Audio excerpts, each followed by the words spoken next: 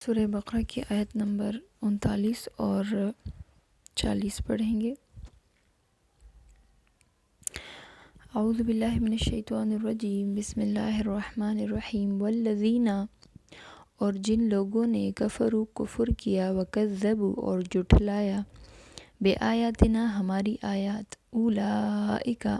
وہی لوگ، اصحاب النار، دوزخ والے ہیں، ہم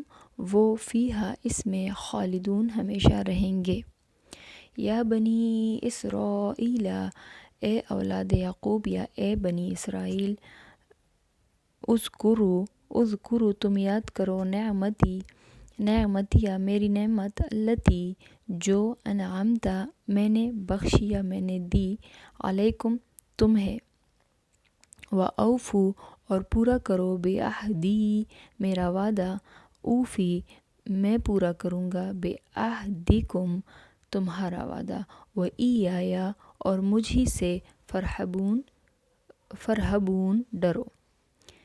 والذین کفروا، اور جن لوگوں نے کفر کیا، وکذبوا، اور جھٹلایا، بآیاتنا، ہماری آیات، اولئک، وہی لوگ، اصحاب النار، دوزخ والے ہیں،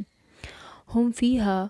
وہ اس میں، خالدون، ہمیشہ رہیں گے۔ یا بنی اسرائیل،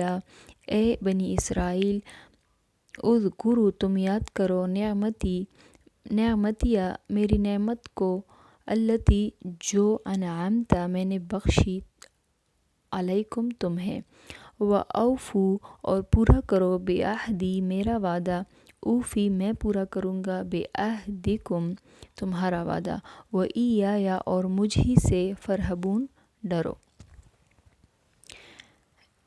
اس آیت میں، یہاں پر آیت نمبر 39 تک آدم علیہ السلام کا قصہ ختم ہو جاتا ہے، اور اللہ فرماتے ہیں کہ انسانوں کے لیے میری طرف سے ہدایت ہے، یعنی وحی آتی رہے گی، اور جو لوگ اس کے مطابق عمل کریں گے وہ ہم غمزدہ نہیں ہوں گے، اور جو لوگ ہماری یعنی اللہ کی وحی کا انکار کریں گے تو وہ دائمی طور پر دوزخ میں ڈالے جائیں گے۔ اب آیت نمبر 40 میں فرمایا گیا ہے کہ اے بنی اسرائیل، اسرائیل کا مطلب ہے اللہ کا بندہ،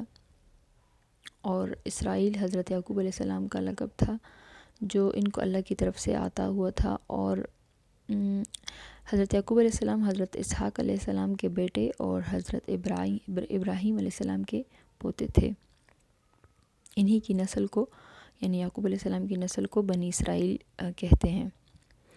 اب آیت نمبر 40 میں بنی اسرائیل سے فرمایا جا رہا ہے کہ بنی اسرائیل میں حضرت عیسیٰ، موسیٰ، داؤد علیہ السلام، ہارون علیہ السلام، ایوب علیہ السلام، زکریا علیہ السلام، یہ انہی کے اولاد میں سے تھے۔ توریت، زبور اور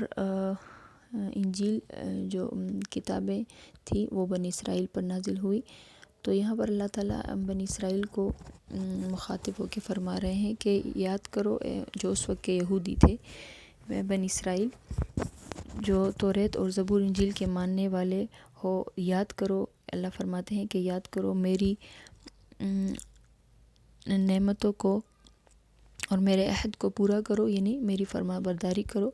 تو میں اپنا وعدہ پورا کروں گا، یعنی جنت میں داخل کر دوں گا تم لوگوں کو۔ اور پھر آخر میں جو یہ ہے کہ مجھ سے ڈرو،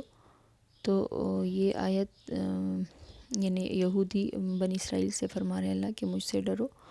اور یہ آیت ہمارے لیے بھی ہے کہ ہم بھی زندگی کے ہر موڑ پہ اللہ سے ڈرتے رہنا چاہیے ہمیں، نہ کہ لوگوں سے۔ وآخر دعوانا الحمدللہ رب العالمین۔